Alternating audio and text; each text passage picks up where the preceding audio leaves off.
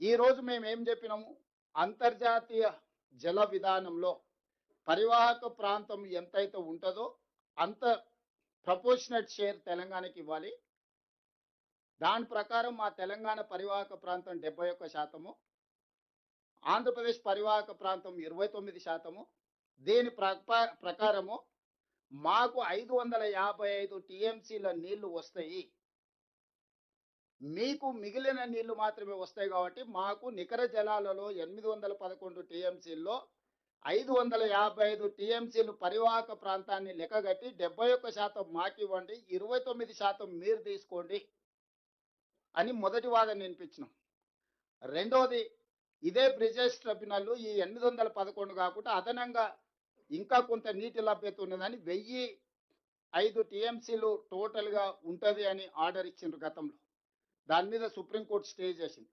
ఒకవేళ 1005 టీఎంసీలు కృష్ణా నదిలో నీటి లభ్యత ఉమ్మడి ఆంధ్రప్రదేశ్కు ఉంటే 763 టీఎంసీలు తెలంగాణకి ఇవ్వండి, మిగతా 287 టీఎంసీలు మాత్రమే ఆంధ్రప్రదేశ్కి ఇవ్వండి అని చెప్పి రెండో వాదన మనం వచ్చినాక వినిపించినాం. దాంతో ఈరోజు ఆంధ్రప్రదేశ్ ఉక్కిరి బిక్కిరి అవడమే కాకుండా ఆంధ్రప్రదేశ్ ప్రధాన ప్రతిపక్షమైన జగన్మోహన్ రెడ్డి గారు చంద్రబాబు నాయుడు గారికి లేఖ రాసిండు 19th November 2025, almost 1.5 month back. ఏమని? తెలంగాణ సమర్థవంతంగా కృష్ణానది జలాల నీటి కేటాయింపుల మీద వాదన వినిపిస్తుంది, మీరు ఎక్కడ కూడా వాళ్ళని ఎదుర్కోలేకపోతున్నారు. దీనివల్ల ఆంధ్రప్రదేశ్కు మేము సాధించిన, చంద్రశేఖరరావు గారిని మేము మేనేజ్ చేసి సాధించిన నీటి కేటాయింపులు కూడా ఈరోజు తిరిగి తెలంగాణకి వెళ్ళిపోయే ప్రమాదం ఉందని ఈరోజు జగన్మోహన్ రెడ్డి గారు అధికారికంగా చంద్రబాబు నాయుడు గారికి లేఖ రాసిండు. ఈ నేపథ్యంలో నిన్న జరిగిన ఎన్నికలు, ఈ నీళ్ళ వెనకాల కుత్సితమైన రాజకీయం ఉన్నది.